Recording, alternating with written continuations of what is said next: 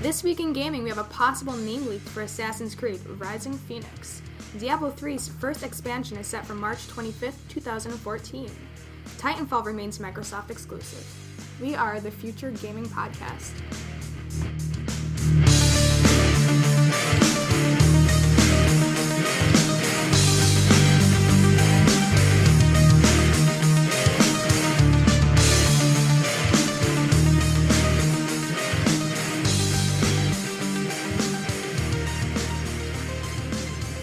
Hey, what's up, people? Welcome to the Future Gaming Podcast. Obviously, I'm not needy. This is Zach, aka Swishy, and unfortunately, due to a horrific series of events, Needy is no longer with us, so for the time being, we're going to take turns hosting. Speaking of us, I should introduce the rest of the table here. To my right, we got Austin, the Mouth. What's going on? Hey guys, not much. Been doing a lot of reading on Attack on Titan, and Xbox One has kind of been everything since no more school. Oh my god, dude, classes are over. I'm so happy. How bad were your exams? I got A's and B's across the board, so I can't complain. That's good. Jess, how about you? How are your exams? Not bad at all, actually. Same A's and B's. You're done too, right? I'm done. After today. So nice. Christmas. Whoop! Alright, that was Jess, by the way. She's to my super right. So yeah, Needy's no longer with us, so it's just going to be us three for the time being. So, what do you guys think of Titanfall not going to the PS4 or Nintendo stuff? Suck it! Saw that one coming. Oh, man. No, but seriously, I'm kind of glad that Microsoft is kind of holding this one close to the vest. They really need like some really strong exclusive titles to keep people wanting the Xbox. Dead Rising 3 is a good exclusive. It's better than what I'm going to say Knack is. That game, it was okay, but I don't think it's anywhere to what Dead Rising 3 is. And Shadowfall, whatever it is. Sorry, whatever that game we did last week. It's not Whatever. that good. Go get Battlefield 4. It's not that good. I'm telling you right now. Especially with that Xbox One controller, you're gonna see a lot of the FPS genres drifting more towards Xbox One for that competitive play. Yeah, straight up. I don't know. Oh, what about that Assassin's Creed name, Rising Phoenix? That looks kind of. I'm pretty pumped. I just found out about that, and Assassin's Creed is definitely one of my favorite series. I haven't actually played Black Flag yet. Well, don't. It's like Pirates of the Caribbean goes Assassin's Creed. It's like Pirates of the Assassin's Creed. I'm okay with that. It's a really good explorer's game, an adventurer's game, but it's not the best rendition of an Assassin's Creed game. Yeah, I think it kind of stepped away from what Assassin's Creed was like intended to be. Yeah, instead of being sneaky, it's kind let's of... have 4 revolvers and just cap everybody around. Yep. That's ridiculous. Do either of you even play Diablo? I've played a little bit, me being a Blizzard fanboy. It's a very good game, and if a lot of people had issues with Diablo 3 because it got away from a lot of the core concepts that the original Diablos, Diablo 1, Diablo 2 had. You had the auction house, which they finally took away because it did ruin the game. They're hoping that with this expansion that they'll bring back a lot of those core fans that they lost because of a lot of the bullcrap that happened. So, and also there's a new character coming out the expansion, and they're hoping it's like a Crusader. It basically take the Paladin from World of Warcraft and kind of bring it over. Different names and abilities, but same concept. I'm surprised they didn't have a Paladin character already for Diablo. Well, they try and keep it different, but it's Blizzard. They're going to try and stay tried and true with the themes, but just change up the names and a couple things. But Gotcha. All right. Well, that was our This Week in Gaming stuff. So let's talk about what you guys actually came here to listen to. Zelda, Link Between Worlds. This is the first Zelda game I've picked up in freaking, 5 years? When did the N64 decide to stop being a game? Oh, that was like 15 years ago. All right. Did you not play Wind Waker? I never played Wind Waker. Never Wow. played Wind Waker. I never played Skyward Sword. Jess, what did you play Zelda-wise? I watched walkthroughs You watch walkthroughs? Wow. I'm not a Nintendo That doesn't fan. constitute playing, does it? Am I the only one here who's played every game? Yes, you're the Besides- only person Absolutely. who's played every game that we've ever talked about or considered talking about. But I think this is the first week that we've actually talked about a game that all of us have actually held in our hands and played. Yeah, Yeah. I did take my grandmother's version. That game is amazing. Buy it. Outstanding.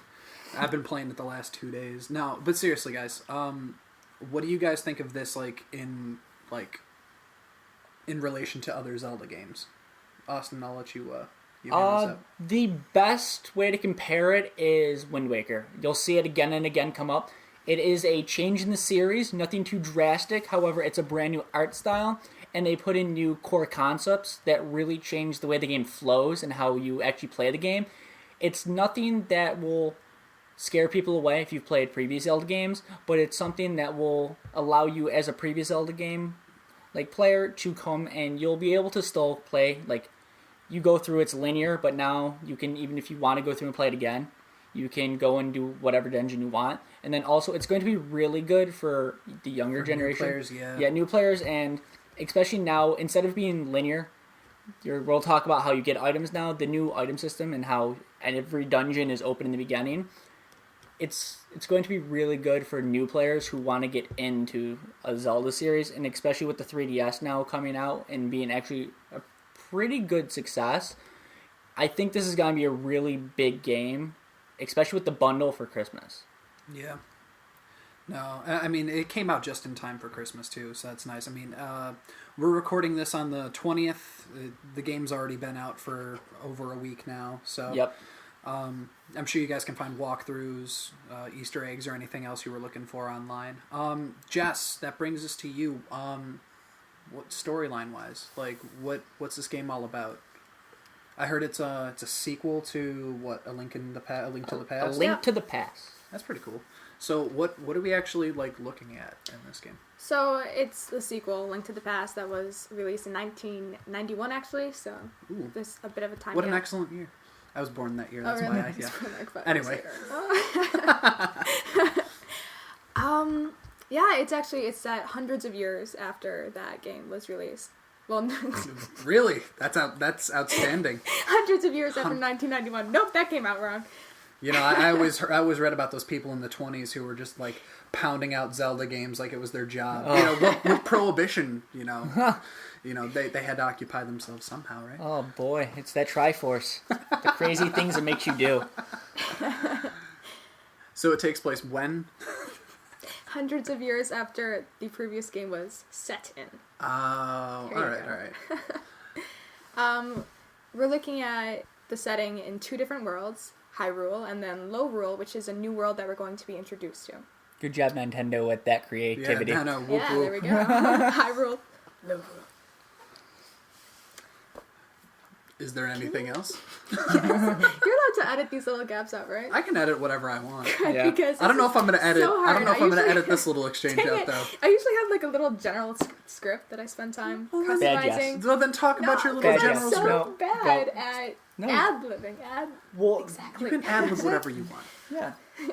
No, I can't. I'm gonna sound like that one Harry Potter puppet pal, the wizard swears. That's just what's gonna come out. I'm Dumbledore. a Hufflepuff. What? Say something. Jesus. I'm a Hufflepuff. Alright, so... So, Hyrule, Lowrule. So, I'm assuming this is just another dungeon smashing adventure with Link. Precisely. And a quest to rescue Zelda. Yeah, the game starts off in the sanctuary, and Link runs into this interesting sorcerer called Yuga? We Close don't know enough. how to pronounce Yuga. it. I'm assuming Yuga. Close enough. Who cares?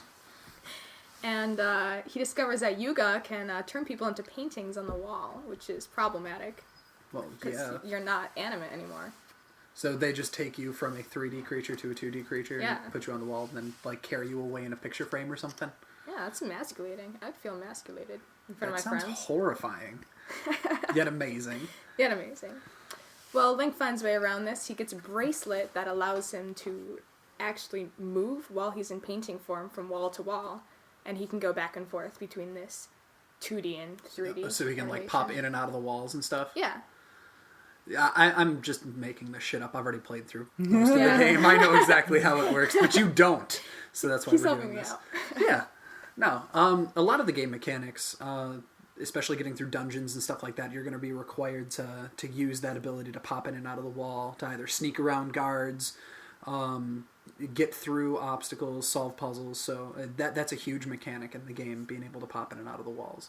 And I guess they changed a lot to do with the item sets this game, Austin. I guess it's not like fight through a dungeon, get a new item, win. It's you just kind of can get whatever you want now. Yeah, it's a rent system. You go and you'll meet a character pretty early on in the game, and he will have all of the items already laid out for you, and then you can rent them. However, if you die, you die in the dungeon, his little bird companion comes along, he'll take all of the items away back to him, and then you have to re-rent them. So, not to, kind of be annoying, and then, you don't actually get to own the weapons. Later on in the game, for 800 rupees, you'll actually be able to buy the games, and then... The items? The items, yeah. Yes, you'll be able to buy... You can buy the games for $800. Yeah. Yes, for 800 rupees, you can buy the items, and then you find these they're ghosts, Miyamas, that's what I'm going to call them.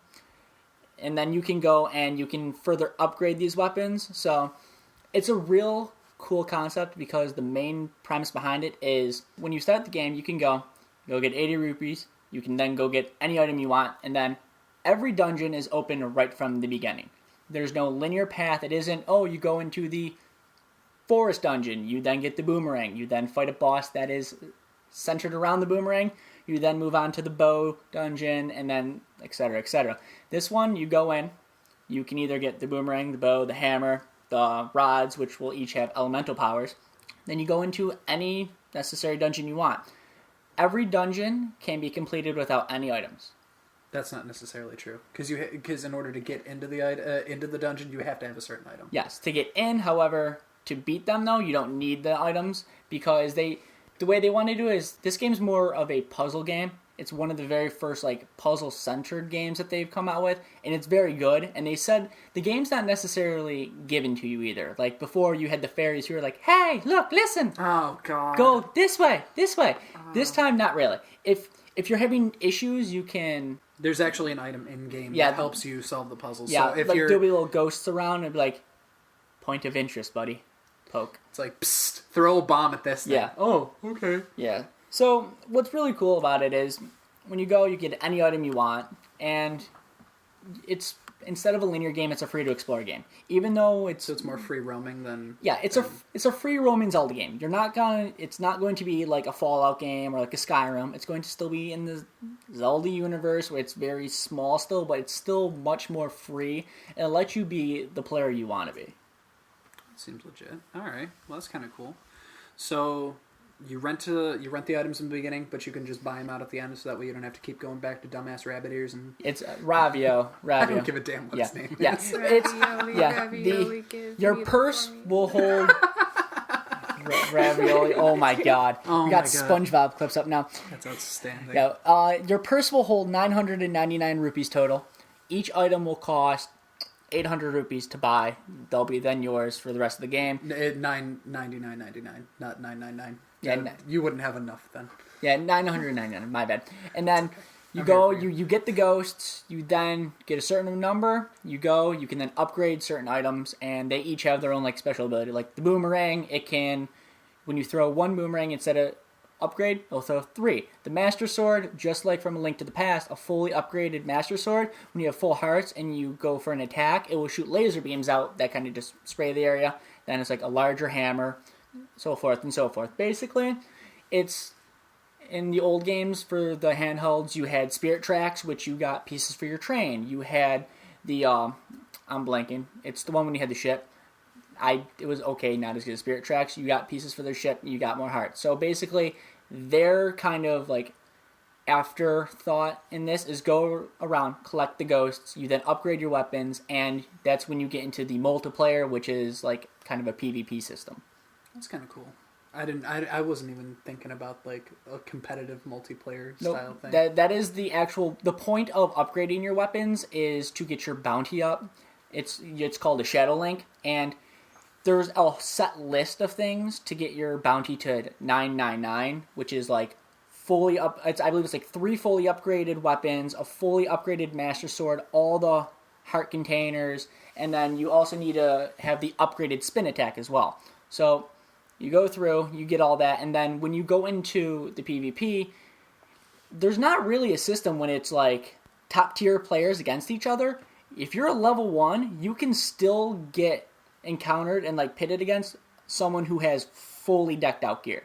So that seems horrifying. It's horrifying. However, it's a challenge. If you're going into this is not going to be designed as a multiplayer system for, I just turned on the game, let me go do multiplayer. No, this is like, you've beat the game, you've gone through, you've gotten all the collectibles. Now, this is something to increase the playability and the replayability of the game. That's all it is. Gotcha. Are you able to go back and beat the old dungeons that you've already beaten before? Like, go fight old bosses? Is that, like, just way above everybody's head right now? Yes. If you restart the game, not, like... Restart the story, you mean? If you, I'm trying to think what it's called. If you actually go back, there's a, like, hardcore mode in which you don't regenerate hearts. All you get is hearts from potions and milk. There's no hearts in the pots. There's no hearts in the grass, anything like that. This is like, the bosses, I believe, do triple the damage. Oh, Jesus. It's I don't even want to play this version of the story.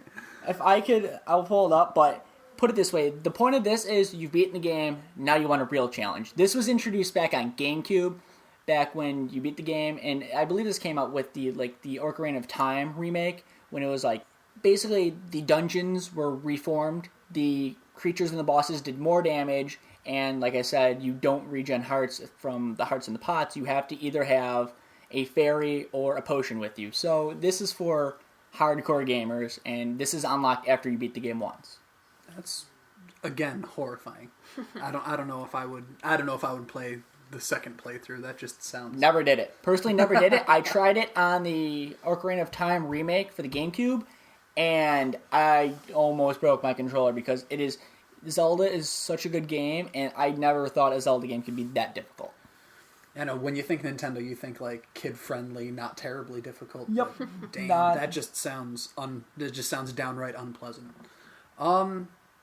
Jess, do you want to go through some of the items or weapons that we got? Okay, so for weapons, we're looking at the classics coming back, such as Master Sword, Boomerang, Bow, Bombs, and Hookshot. I love the Hookshot. Hookshot was awesome. So what's new, though? Like, is there new crap in this game, too? Yeah, we got some new crap. Tornado Rod to begin with. Most useless weapon, by the way. Really? Yeah, it's so dumb. You want to know what it does? You blow yourself 5 feet in the air and you stay there for half a second and then you fall. It stuns some enemies, but it's really bad because the stun, it doesn't blow them away from where you were. It brings them up in the air with you, and then you drop and they're exactly where you left them. It's more or less for puzzles. That's it. Yeah, it's really useless as a combat weapon. All right, and then we have Sand Rod. You can create pillars of sand. It's kind of cool. That seems pretty legit. Hey, Zach, you'll be using that more for puzzles as well. Oh, good. I'm glad there's more useless crap. Seeing some repetition here. Next, we have Fire Rod. And wow, they're getting really creative with the naming of these things, aren't they? Yeah. No, they're going right with the elements here. Oh, yeah. All right, I can see that. I mean, we need a different word other than rod. Like staff. Nintendo's got the rod for you. Oh my god. Trust me, you're working on kids' games for years at times. It's kind of like Disney. Just you gotta put a dick in there somewhere. Yep. Right? It's not bad in taste. It's just, God, when you're drawing Ariel like 50 times, eventually you just gotta be like, I wonder. When you have to draw a half topless or a half naked girl. Yeah, who's a princess. Yeah. Oh boy. Who doesn't match her colors for her tail to her bikini thing, by the way. And her shells don't match her. Like all of her sisters, the shells matched the tail. Yeah. Nope. But she doesn't match the shells to the tail. That's because she's different. She's special. She's special. We get it, She's Disney. unique. Did you hear about the artist for the cover of the Little Mermaid? Putting the giant palace wieners on there? Yeah. Yeah, it's pretty awesome. That's messed up. I mean, yeah, that's so cool. It's weird. Speaking of things in the water, is there a water-based staff rod weapon thing? Almost. Fail. It's an ice rod. That's gay. No. No, Have you not that's gotten the ice rod yet in that game? No, I totally haven't used it. And Ice Rod and the Fire Rod are pretty legit in that game. Those will be offensive weapons. Yeah, they're more combat. Yep. Those will be nice. Those will be nice for you to get. That's kind of cool. And like Austin said, we can upgrade these later on. Yep, you can upgrade them. You little ghosts called I'm calling them Miyamaras. You go around, collect them. They're gonna be like specific locations. You get like, let's say 10 of them. You then go to a blacksmith. You trade him in, and then he can upgrade your weapons. It's kind of cool. I never knew a blacksmith to take ghosts as currency, but hey, it's Nintendo. Who cares? Yeah, it's basically that's how it goes. And then I believe there's 100 in total of these ghosts. And then the Master Sword will require the most of them. And then the 2 other items, which is the bug net and the lantern, those get upgraded through defeating the tower at the end of the game rather than these little ghosts. So that's kind of cool. There's different so at least ways. It's not just all the same crap to upgrade everything. Yep, basically. There's a little bit of difference in there. That's cool. So yeah, that pretty much wraps up the storyline and the weapons and stuff. So it's a classic Zelda game. There's going to be 12 dungeons. It's going to be broken up like 8 and 4, 8 in low rule, 4 in high rule, and then the way you also like travel in between the 2. Yeah, they got a fast travel in this game. Yes, they have a fast travel, and Thank God. Put it this way: the way you fast travel is you go to the map. There's going to be little like bird points. Click on it, and you fast travel right to that location. And a really sarcastic witch shows up who mouths off to you the whole time. Yeah. It's really funny. What's cool is it allows you to go back. So like if you want to go like dungeon to dungeon, or you're going back and trying to like re-beat things, or just like farm for rupees, it's not a bad system. It actually does work. And then a cool little way that they instituted the system from you going between the realms is there's little let's say you have like a brown wall, then there will be like a little fissure within it that's kind of like black and white, and it's kind of like it's very noticeable. You go up to it, you hit the button, Link slides right through it, and then voila. It's like an interdimensional rip in space. Yeah, that's a good way to put it, and that's how you travel between. And the things that are like that are very apparent, and they're very easy. So it's not. But sometimes they hide them pretty well. Like, Yep. Since you're looking from an angled third-person view, it's hard to see the ones that are on the walls that would be, facing the same direction. Yeah, it's like I said, it's a brand new art style, and it's a new camera style as well too. So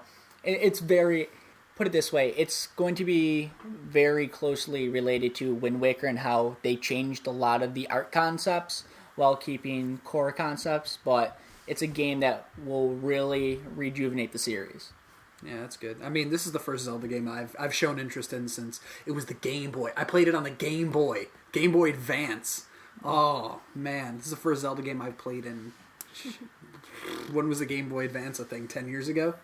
Oh, no. I'd say probably about 10 years ago. 2003, 2004. Sorry. I forget that when I say a decade ago, I still think of the 90s. The 90s, yeah. Just like the rest of us. Maybe not Jess. Yeah, Jess, no. I'm still a 90s kid, bro. For like, what? A solid, Question, 3 years? Question, were you out of diapers before or no? Is it normal for a 4-year-old to be in diapers? No. No. It's not. Well, I was. Oh, okay. Woo. I thought this was gonna get really weird and judgmental here, because I judge pretty hard, Judge. You judge hard? No, that never happens. All right, so that kind of wraps up the game outline. There wasn't any like pre-order specials or anything, was there? Nope. The only real thing that they did for this game was there is a bundle to like GameStop. It's for $200. You get I like it. I would actually thought of getting it if I wasn't able to just take my little brother's 3DS. It's a 3DS. It's one of the larger ones, and it has the Triforce logo that goes from both the top and the bottom part of the DS, and it comes with the game. It's basically what they generally do when they come out with these like big blockbuster games. When Nintendo hits their like main title games. Pokemon, they're coming out with the bundle for a Pokemon and Luigi game that's coming. Wow, not Pokemon. Mario and Luigi game coming out, and they also did it for this Zelda game. It's very common for this type of game them come out with a bundle, and for them to do it right at Christmas time, it was good timing, because a lot of kids now are starting to turn in their old DSs because the 3DS is the big thing. Yeah, it's completely taken over the handheld gaming market. I mean, between what's its only competition? What, the Vita? The Vita, really. And then you do kind of have those third-party consoles that are kind of now starting to come out, but I'm not really going to give those my time, personally. No, I mean, there's really no reason to. It's I won't lie, they could possibly be very good gaming systems. They could possibly have good games and good marketplaces to buy games, but I grew up in the 90s. I grew up having an SP, a Game Boy Color, Game Boy Advance. List goes on, and now I have the 3DS XL, so I'm pretty standard. I'm kind of a Nintendo fanboy when it comes to handheld gaming because I know they're going to put out quality products, quality games, and I'm not going to lie, I've also had to deal with their customer service before, and their customer service is actually pretty good for being a company based overseas. What Nintendo are you talking about? Yeah. I've actually had to deal with it once because I broke my... it was my old DS I broke. And the light-up screen or no light-up screen? This was the light-up screen one, and I was surprised. They're actually very helpful. So, Jess, did you have anything like that growing up? I had the oldest Nintendo, like the little box.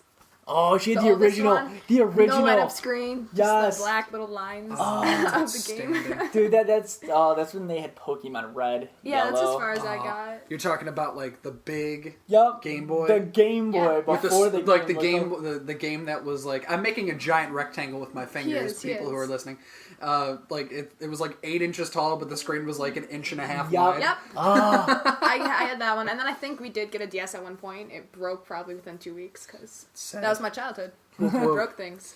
Well, that's what happens when I don't know how many brothers and sisters you have, but I have 3 Five. brothers. Good Lord. I've got brothers, 3 3. girls. And we're basically half a football team. Good. I'm not a small person. Neither are my brothers. I've got one little, like, tiny brother the size of Austin. But yup.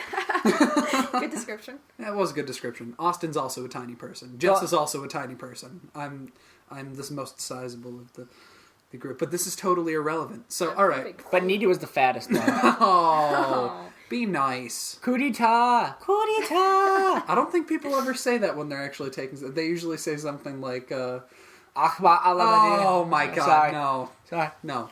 If you're Muslim, we apologize, and by we I mean I for Austin because he's shameless. Yeah. Anywho, Oh, sorry, no, it's Allah Akbar. There Oh we my go. God. I couldn't remember. if you're gonna insult them, at least do it properly. Exactly. I don't want to have you kind of showing up my front door going, Allah Akbar, blah. Sorry. Yeah, to be honest. Please don't kill him. He's really just ignorant. No, I am ignorant. I am. All right. Potato. That wasn't obvious at all. No, well, nobody Find the plays potato, big games, so guys. who cares? Hey guys, that was just the potato. Post on Twitter, and we will read anything you type on the tweet if you were the first person to tweet when we said the word potato. All right, so I guess it's time to go around the table. We'll start with Jess. Jess, what do you got? What do you think for the game out of 10? You know what? Let's go out of 12, just to be different. Out of 12? Out of 12. We're going to be that different podcast. That's us. Out of 12. Okay. How many potatoes are you giving it? Because that's How going to many be our official scoring system. Out of 12 potatoes. We're setting the bar high for other podcasts. That's right. We're trendsetters here. We are. With my research, comparing the other Zelda games, I'm seeing a lot more freedom and just some pretty legit stuff. So I'm gonna give it I'll give it a 9.8 out of 12. 9.8 out of 12? Okay. Yeah. It's interesting. It's an interesting, number choice. Anyway, Austin, you're up. What do you got? I'm a fatty, so I'm going to give it 11 potatoes with a handful of french fries. Oh. Does that equate to 12? Or Yes, it equates to a 12. It equates to a 12. I'm sorry. This game right now is the highest rated 3DS game out there. This beat out Pokemon X and Y, which I still regard. Made me sad. I'm sorry. Pokemon X and Y is an amazing game. This game is just better. It's just, and as a huge Zelda time fan back all the way to the NES, this game is a must-buy if you own a 3DS. And if you're thinking about buying your kids a 3DS, go buy the bundle. It is a good deal. You're going to get them a fantastic game that, trust me, this is a game that sticks with you when you're a kid. And when you grow up and you look back on your gaming history, you go, that was one of the first games I played. That game was amazing. You know what I noticed too? The new gen games or the new gen consoles and stuff, they don't really have little kid friendly games. Nope, 3DS is where you want to go right now. Especially since it's half the price Yep. of. I mean, you can pick that up for what, $160? Yeah, Cheaper. don't buy a Wii U. Just buy a 3DS. Yeah, You'll be much 3DS, happier. Significantly better system. Alright, I guess it's my turn. I'm gonna give it 10.5 potatoes. I love the freedom this game kind of offered. I can pick up any items I want right at the beginning and just tear through as much as I can. And, there's a huge learning curve for somebody who hasn't played a Zelda game in a long time. So dying and losing all my stuff and having to go back and get it was really kind of a motivation to not die. It isn't a babying game. They don't baby you in this one. They actually kind of challenge you. For the first part of the game, they kind of hand you... Well, they literally hand you whatever you need. Yep. But it's not like it goes away. I mean, if you screw up puzzles enough, I guess they help you out a little bit, but it's not... It's not like before when, like I said, you had the fairies. You're like, hey, look, listen. Hey, look, listen. And then it was just kind of like the same thing over and over again, Listen. so... Hey, look, listen. Hey, look, listen. You guys don't sound like pedophiles at all. Ho-ho. None. Don't make me go into that voice. Oh, no. All right. So, those are the scores. So, we got a 10 point... No, she gave it a 9.8. 9.8. A 11 with a handful of french fries. And then I gave it a 10.5, didn't I? Yes. Is that what I said? Sure. Okay. As you can tell, I'm very on top of things. All right. So what else, Jess? What's your movie to see this week? I know you want to say it. Go ahead and say it. Me and you have already seen it. Zach needs to see it. The Hobbit: Desolation of Smog. Outstanding. The CGI in that, from what these guys and what all of my other friends who have been bothering me to go to this movie have been telling me, the CGI is amazing. Smog is a beautiful piece of art. Yeah, absolutely. Also a fire-breathing dragon. Yeah. Who is the voice of Benedict Cumberbatch? Is he really? Yes. That's outstanding. It's fantastic. What isn't that guy doing right now? Like, seriously. Having a social Yo, bro, life. I can't hear you over being Khan and Smaug and Sherlock. And Sherlock. Oh. Yeah. Love that. So yeah. That's what talent does for you these days. Yeah. Anything. He's got the most ridiculous name though. Like, let's be honest, he's got the most preposterous I'd marry British him for name that I've last ever name. seen. I saw this great meme. It was like, well, sir, your reservation? Benedict Cumberbatch. Benedict Weinersnatch? No, Benedict Cumberbatch. Who's it fed? Balderbatch? No! My name is British man's silly name. Oh, Benedict Cumberbatch. A pleasure to see you, sir. Oh. Beautiful. Alright, so what? Shameless whoring time? Shameless whoring time. Shameless whoring time. Guys, your Twitter love is non-existent, so you need to start, posting on Twitter. Alright, I'll make you guys a deal. Disregarding the potato for this week, first person to post on Twitter following us releasing this podcast, we will write whatever you tweet. Anything. Swear words, no swear words. As long as it doesn't involve us incriminating ourselves for, murder. Yeah. Yeah, I'm down with that. Are you We can guys take down with turns that? reading each word, Yeah, we'll read it No, round no. style. Jess will read the first word, I'll read the next word. We'll do it like that. It'll be a party. We should go 1, 2, 3, 1, 2, 3, 1, 2, 3, 1, 2, 3. I have no idea. They have no idea what you're talking about. I know what I'm talking about. Don't worry. You know what you're talking about. We'll wing it later. All right, you got to follow us on Twitter. In order to do that, we're at FGN Podcast. I myself at FGN Swishy. Yeah, that sounds right. Sounds about At FGN Swishy. Jess, you're at Jess Danae Miller. Correct. Austin is at Austin FGN. Yep. And I'd read Needies, but he's not here anymore. We don't care. We have a website. It may work, it might not. You should look at it anyway. works. FutureGamingNetwork.com. It's a bit banal, but it works. It is. It's there. Remember, you guys got to leave us 5-star reviews on iTunes. Do we have any of those, Austin? Well, after that shitty show that was put up last time. We apologize for that one, by the way. That may or may not have something to do with the fact that Needy is no longer with Coup us. d'etat! Oh my god, people don't say that. Wait, was it actually put up, though? It was, and Really? it sounded... Please don't listen to it. Yeah, if you just want to totally disregard last week's episode, Yeah, we won't blame that's you the at all. Killzone one? Download it and then just delete it. Yeah. Delete it. Give us a 5-star review without listening to it, and then delete it. Just be like- Listen to this one. This one will be much better because this is going to be the... This is going to be the first of a new generation of Future Gaming Network. Yup. It's going to be nice. Anyway, so, I don't know if you guys can tell the difference. We're using a real microphone this week. It's a real one, not one built into my computer, not Austin's headset. not Needy's Turtle Beaches or whatever he uses. I don't care. But we're using a real condenser mic, In and it's on a person. table, In- and we're all here, Yep. Not on Skype. not on Skype. Hey guys, look, episode 8. We're a learning podcast. We're a learning podcast. It took us 8.5 episodes and 3 months to get this right. Yeah. Yep. All right, so yeah, that pretty much wraps us up here. Anything else you guys want to talk about? Nope. I'm all good. Yeah. It's good to be back. Yeah, it is good to be back. Yes. On a new thing. All right, so I'm Zach for Austin and Jess. We're going to leave you with the sounds of random farm animals. So on the count of 3, let's make whatever random farm animals we'd like to make. 3, 2, 1. Happy birthday, Jesus. All right. Yay, Jesus! Happy holiday. Wow. Yeah, Wow. that was... Merry Christmas, everyone. Merry Christmas, people. Happy holidays, Kwanzaa. Happy New Year. Festivus for the rest of us. Yeah. Yeah, have a happy holidays. Happy Kwanzaa. Happy Hobbit Kwanzaa. release. Woo woo. Happy Halloween, guys. I don't know if we Yeah. ever said that to you, but happy Halloween, Thanksgiving, Cat Day, National Happy Cat Day. Valentine's Day. New Year's. I think New Year's is coming up too, right? Food. Yeah. Food. Happy National Hangover Day. That's one of my favorite Yeah, holidays. that's a real That's one. sparkling grape juice. Whew. Whoop whoop. All right. See you guys. Happy holidays.